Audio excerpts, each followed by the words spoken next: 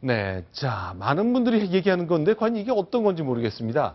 자, 그 순간이라는 것은요, 지난주에 있었던 총선 당일날이고요. 안철수 대표의 굳은 표정의 비밀이라는 얘기인데 과연 안철수 대표 무엇을 말하는 것인지 잠시 후에 점검해 보겠습니다. 먼저 지난 주말 전주와 광주를 방문했는데 이런 환대가 없었습니다. 어떤 장면인가요? 네, 어제 광주와 전주를 방문했던 안철수 대표 모습인데요. 개선 장군으로 호남의 제1야당이다 이런 이야기까지 하면서 당당한 개선 장군의 모습으로 저렇게 전주 시내를 누볐고요. 한 600m를 이동을 하는데 1시간 반이 걸렸다고 합니다. 왜냐하면 주변에서 알아보고 달려와서 사진 같이 찍어 저렇게 셀카봉까지 들고 와서 같이 사진 찍자 남녀노소 젊은 층들까지 저렇게 지금 저만큼 인기를 누렸으면 어마어마한 대권 주자가 됐을 것 같습니다. 자, 그런데 국민의당 내부라고 모든 것이 다 일사천리로 가는 건 아닌 것 같은데요. 네. 의견이 많이 다르다면서요. 네, 그렇습니다. 공동대표죠. 천정배 공동대표가 오늘, 그러니까 어쨌든 지금 굉장히 국민의당이 상승세를 타고 있는 이 와중에 청문회를 해야 된다고 주장을 했습니다. 뭐냐면 세월호 관련 특별법 그리고 자원외교 역사교과서 국정화 폐지같이 박근혜 정부뿐만 아니고 이명박 정부에서 했던 지난 8년의 적폐, 이걸 적폐라고 표현을 했는데 이 적폐들을 단호히 타파해야 된다. 바로잡기 위해서 청문회든 국정조사든 뭐든 해야 된다라고 민생 법안이라고 볼 수 과연 있을까라고 물음표가 찍혀지는 그런 법안들을 들고 나왔는데 아시다시피 천정배 대표 같은 경우에 옛날에 국가보안법 폐지를 주장했던 어떻게 보면 굉장히 안철수 대표에 비하면은 좀 급진적인 앞쪽에 많이 가 있는 분이잖아요. 네. 안철수 대표 이것에 대해서 일단 한번 다 같이 의논을 해봐야 된다. 네. 저 천 대표의 얘기가 전적인 당론은 아니다. 네. 정리를 했습니다. 자, 박성부 국장께 좀 질문 드려볼게요. 일단 안철수 대표는 민생이 먼저다라고 얘기하고 있거든요. 그런데 천정배 대표는 이제 정치적 쟁점이 가득한 얘기를 두고 청문회도 열 것이고 국정조사도 열자고 제안을 했습니다. 네. 이런 차이를 좀 조율할 수 있는 길은 보이는 건가요? 앞으로 무엇이 더 주도할 것으로 보십니까?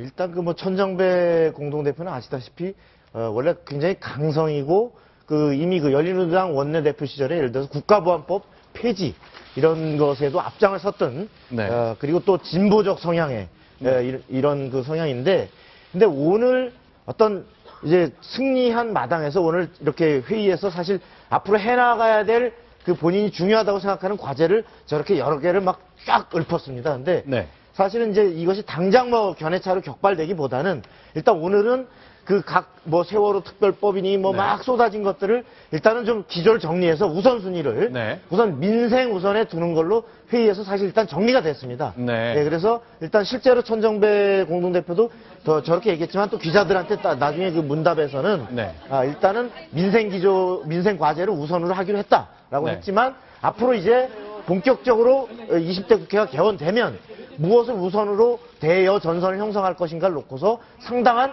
기조와 노선의 차이가 아마 노정될 것으로 예상됩니다. 이런 걸 하고 싶은 거겠죠. 그러나 이제 일단 국민들 눈이 다 있기 때문에 민생 먼저 얘기할 수밖에 없는 상황일 것 같은데요. 양철 변호사. 근데 이제 국민의당 놓고 이제 김종인 대표는 처음부터 절대로 좋은 얘기 안 해주네요. 그렇죠. 이제 총선 결과 특히 이제 호남에서의 결국에는 패배를 안기게 된 게 국민의당이고 더불어민주당 입장에서는 당연히 다행스러운 결과를 낳았지만 여전히 국민의당이 원망스러운 부분이 있었기 때문에 이런 식으로 얘기했죠. 국민의당 같은 경우 정동영처럼 한쪽 극단에 있는 사람도 있기 때문에 그러니까 이거는 이제 안철수 대표가 본다면 완전히 반대에 있기 때문에 국민이 보기에는 국민의당 색깔이 알쏭달쏭할 수밖에 없다. 그래서 제2야당은 결국 반으로 쪼개질 수밖에 없다는 얘기를 하는데 여전히 철저하게 제2야당이라는 표현을 쓰고 있으면서 또 그것도 반으로 혹은 더 얘기하시자면 더 많이 쪼개질 거라는 얘기도 하고 싶으셨을 것 같습니다. 자, 그런데 이제 안철수 대표 당내 사정 너무나 다른 생각이 있기 때문에 한 당의 목소리를 낸다는 것 앞으로 큰 숙제할 것 같은데 오늘은 일단 박근혜 대통령을 향해서 여러 가지 일침을 많이 놨습니다. 뭐라고 얘기했을까요? 들어보겠습니다. 박근혜 대통령부터 독단과 독주 대신 대화와 협력으로 근본적인 국정 방향을 바꿔야 합니다. 국회 탓 그만하시고 이제 국회를 존중하고 대화와 설득에 직접 나서야 합니다. 그래야 대통령의 남은 임기, 국민을 위해 최소한의 도리를 다하실 수 있을 겁니다. 네, 잠시 후에 박근혜 대통령이 오늘 아침 회의 때 했던 얘기는 이제 따로 공개해드리겠습니다만 신규선 대기자께 좀 질문 드릴게요. 청와대는 그동안 야당이 했던 선택과 결정 그리고 발언들을 보면 도저히 대화가 안 된다. 설득 안 될 거다. 해봐야 소용없다. 이런 걸 이유로 보통 야당과 직접 접촉을 좀 안 했거든요. 근데 이제 설득하고 대화하시라고 안철수 대표는 대통령께 조언을 하네요. 저는 뭐 그 주문이 100% 옳다고 생각합니다. 둘 다 맞다. 예, 왜냐하면 이 자리에서 여러 번 그런 얘기를 했던 사람으로서 네. 제가 볼 때는 대통령의 어떤 그 통치 스타일 네. 이런 부분에 대해서 국민이 비토를 놓은 것이 이번 총선이기 때문에 네. 그 부분에 대해서 좀 분명히 말씀드리고 싶은 건 뭐냐면 네. 대통령이 가지고 있는 생각과 통치 철학 이런 걸 버리라는 얘기가 아닙니다. 네. 그건 가지고 있대. 그것을 실현하는 방법에 있어서 예를 들어서 야당과 손을 잡을 땐 손을 잡고 국민을 설득하려면 설득해달라는 얘기지. 네. 많은 사람들이 이런 얘기를 하면 대통령이 일도 못하도록 해놓고 왜 그러냐는데 그게 아니고 네. 대통령이 하고 싶은 일을 하시세요. 그런데 그것을 하려면 네. 이런 방법으로 좀 방법을 바꿔야 됩니다라고 얘기한다는 것을 네. 분명히 좀 이해를 해줬으면 좋겠습니다. 근데 박수원 부장 이건 어떻습니까? 네. 이제 자, 야당을 설득하시라. 그리고 우리와 대화를 하자 그랬습니다. 네. 박근혜 대통령이 스타일을 바꿔서 야당을 직접 만나 여당 대표 없이 따로 만나는 일이 있다면 서로 설득하고 대화하고 타협해서 이렇게 결과물을 낼 수 있다고 상황을 보십니까? 일단 지금 더구나 3당 체제가 이제 성립이 됐기 때문에 지금 여당이 지금 과반수는커녕 지금 제 1당도 못 된 상황 아닙니까? 네. 이런 상황에서 당연히 야당의 협조를 얻지 않는다면, 더구나 네. 국회 선진화법이 지금 존재하는 상황에서 네. 이렇게 하지 않는다면 아무리 국정과제 중요하고 대통령이 하고 싶다 하더라도 할 수가 없는 게 현실입니다. 네. 그렇다면 저런 야당의 요구는 야당으로서 당연한 요구일 뿐만 아니라 네. 박근혜 대통령이 진작에부터 사실은 네. 야당과 중요할수록 국정 현안이 중요할수록 야당을 더 자주 만나서 네. 설득하는 노력을 기울여야 하는 것이 당연한 의회주의의 국정 운영 방식이다 이렇게 봅니다. 자, 이제 환대를 받았고요. 지난 주말 전주 광주를 방문해서 환대를 받았고 그다음 오늘은 대통령 향해서 대화하자고 얘기했는데 안철수 대표는 지금 어떤 생각일까? 특히 이제 대통령 선거로 가는 과정이 어떤 생각일까가 굉장히 중요한데요. 재밌는 단면을 하나 좀 보여드리겠습니다. 자, 안철수 총선의 승자가 아니다라는 도발적인 제목의 글인데요. 어떤 인터넷 사이트에 올라온 글입니다. 많은 주목을 받고 있는데 이 내용을 좀 저희가 정리해 보겠습니다. 양지열 변호사, 이게 무슨 얘기입니까? 그러니까 제목 자체가요.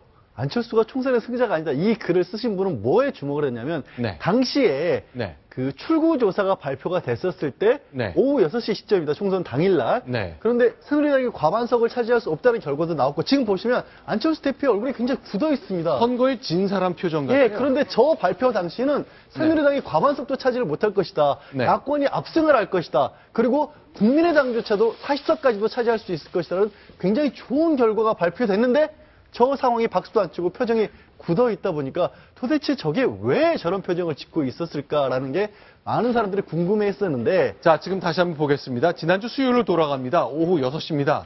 자, 출구조사 결과가 발표가 돼서 거의 40석까지도 갈 수 있다는 결과가 나왔습니다. 주위에선 박수가 나오는데요. 살짝 기분 좋은 표정이 들어 있습니다만 굉장히 무겁습니다. 옆에 김형환 의원과 비교하면 표정이 아주 다릅니다.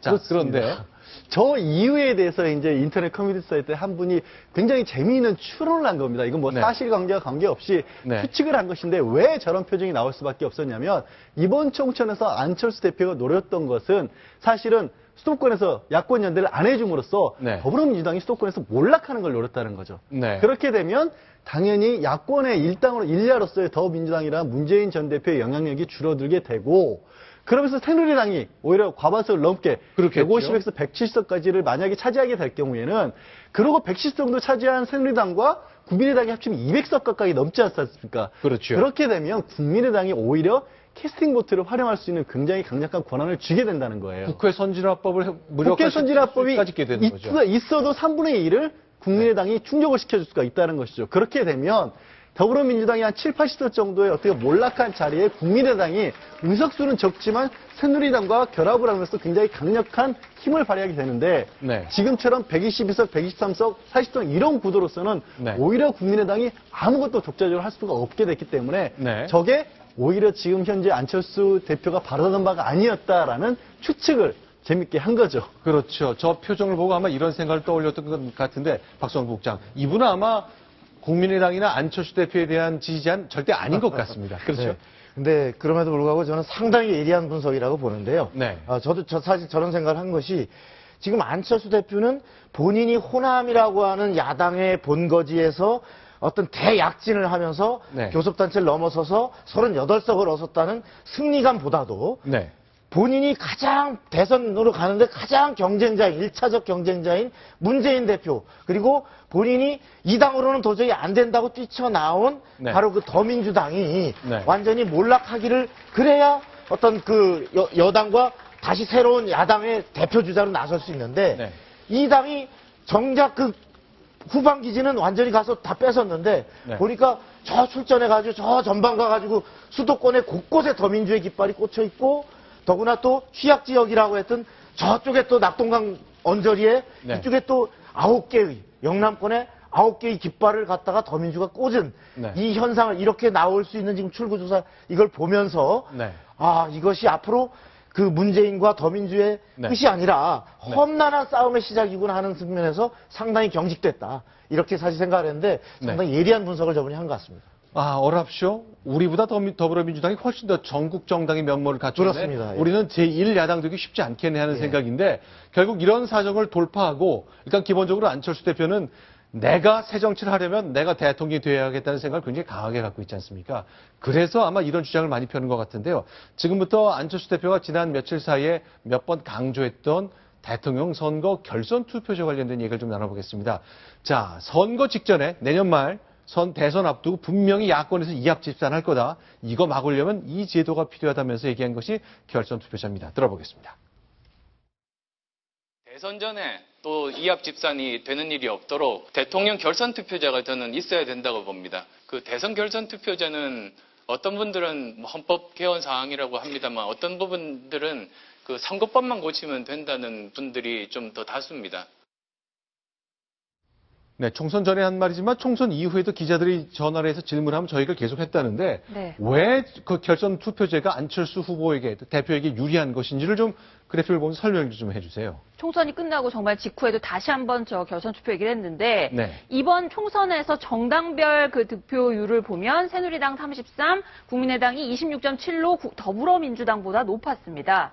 이런 상태에서 1, 2, 3 후보가 만약에 정해진다면 아니요, 만약에 이제 세 후보가 그대로 나와서 내년 대선 때 이번 정당 득표율대로 얻는다고 가정하면 3위인 저 더불어민주당 후보가 탈락을 하고요. 네. 그렇게 되면 잠깐 이제 결선 투표자라는 게 1, 2위만 놓고 그렇죠, 2차 투표를 하는 제도니까. 네. 네. 1, 2위가 되는데 어쨌든 새누리당 후보는 가장 최다 득표자니까 올라가고 그 다음에 더불어민주당 탈락했던 그 지지자들이 국민의당 후보를 찍게 되기 때문에 네. 그렇게 되면 국민의당 후보가 결과적으로 결선 투표에서 2자 구도가 됐을 때는 우승을 할 수 있다. 그러니까 승리를 할 수 있다. 이런 시나리오고요. 이번 총선대로라면 더불어민주당 후보는 떨어질 것이고, 근데 실제로 결선 투표를 두 당을 놓고 하면 새누리당은 별로 움직이지 않는데 이 더불어민주당 지지자가 왕창 나한테 몰릴 테니 내가 될 것이다. 이런 네. 예상을 한다는 거죠. 네, 그렇습니다.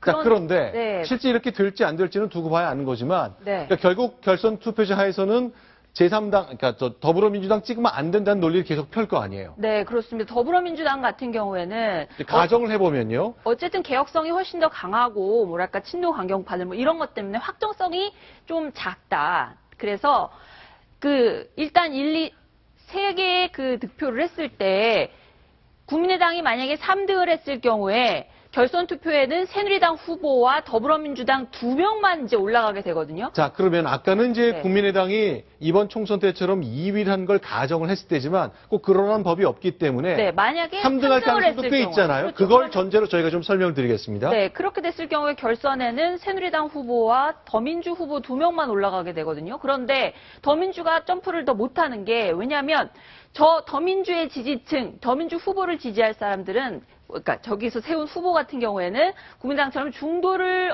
선호하는 그런 유권자들이 별로 지지하지 않는 그런 후보가 될 가능성이 높다. 즉 다시 말해서 국민의당 후보가 훨씬 확장성이 높기 때문에 당선 가능성도 결선에 가면 높아진다. 이런 논리를 펴고 있는 겁니다. 4년 전 대통령 선거처럼 이 중간지대에서 안철수 후보를 지지했던 사람이 이쪽으로 간 게 아니라 이쪽으로 많이 갈 것이다. 네. 그러니 내가 3등 되는 상황이라면 새누리당 후보가 대통령이 될 수 있으니 제발 내년 대선 때 결선 투표제가 도입되면 여기 찍지 말고 여기 찍어달라는 논리를 펴겠죠. 지금 근데 상당히 이제 복잡한 네. 그 실제 결선 투표 당시가 왔을 때의 네. 그 표 계산을 설명해 주셨는데 뭐 네. 맞는 말씀이고요. 근데 보다 중요한 것은 지금 왜 결선 투표인가? 네. 이 얘기는 결선 투표제를 던져 놓음으로써 이른바 야권 분열로 인해서 새누리당에게 정권을 헌납할 것이다. 이러한 이른바 더민주의 통합론의 공세를 그리고 당 내에서도 선거 이후에 나올 수 있는 더민주하고 통합을 하거나 연대를 해야 된다는 이런 주장을 불식하면서 네. 독자적인 국민의당이 대선 고지까지 그대로 독자적인 정당으로 직행을 해서 나가서 승부를 볼 수 있는 그래서 독자 정체성을 갖고서 앞으로 지지율을 높여나가면 네. 더민주를 대체하는 정당으로 이길 수 있다. 이러한 자체적인 그 정당 유지에 네. 아주 필요한 것이기 때문에 당내의 통합론을 불식시키는 차원에서도 지금 저 얘기를 던져놓은 이런 것 같습니다. 두 가지 정도만 말씀드리고 싶은데요. 우선 그 국민의당의 분석이라는 것은 그야말로 모든 것이 자기한테 유리한 네. 그런 조건이 있을 것이라는 전제에 있다는 면에서 내가 볼 때는 설득력이 없다. 그렇게 따지자면 더불어민주당이 국민의당은 포괄 정당이 될 것이라고 예상을 했는데도 불구하고 네. 전혀 그렇지 못하고 지금 제3당으로부터 섰는데 대통령 선거가 됐을 때 국민의당이 어떤 식의 위상을 가지고 있을지는 지금 아무도 사실은 모른다. 네. 그런 면에서는 조금 좀 억지가 있는 것 같고 두 번째 이거는 좀 참부를 끼얹는 것 같아서 죄송합니다만 지금 헌법 개정을 논의하면서 지금 그 대통령의 어떤 권력 구조 네. 이것만 가지고 논의하는 것은 대단히 단견이다. 네. 30년 만에 만약에 헌법 개정을 한다면 엄청나게 많은 다른 가치도 들어 있습니다. 그렇죠. 지방자치제라든가 여성 문제라든가 이런 어떤 환경 문제라든가 네. 이런 아주 정말로 헌법을 지금 21세기에 맞는 헌법답게 고쳐야 되는 네. 그런 의무를 가지고 있는데 그 아주 어떻게 보면 일부분에 불과한 네. 그런 권력 구조만 가지고 논의하는 것에 대해서는 네. 저는 반대합니다. 네. 일단 안철수 대표는 헌법 개정 없이도 한번 해보겠다는 생각을 갖고 있습니다만 그 다수는 일단 그렇지 않다는 시각도 굉장히 많잖아요. 그 반대도 맞는 거죠. 그렇죠. 네. 알겠습니다. 자, 일단 안철수 대표는 어쨌건 그 약진을 했고 표정이 왜 그랬는지에 대한 여러 가지 시각이 있습니다만 어쨌건 3당으로서 캐스팅 보트를 쥔 마당이 있기 때문에 과연 어떻게 정당 그리고 국회를 운영할지 모든 사람이 지켜보고 있습니다. 과연 어떤 선택을 할까요? 어쨌건 지금 초기에 나온 얘기는 당이 살아남는 그 길에 대한 모색을 굉장히 깊게 하고 있다는 것 확인해 볼 수 있을 것 같습니다.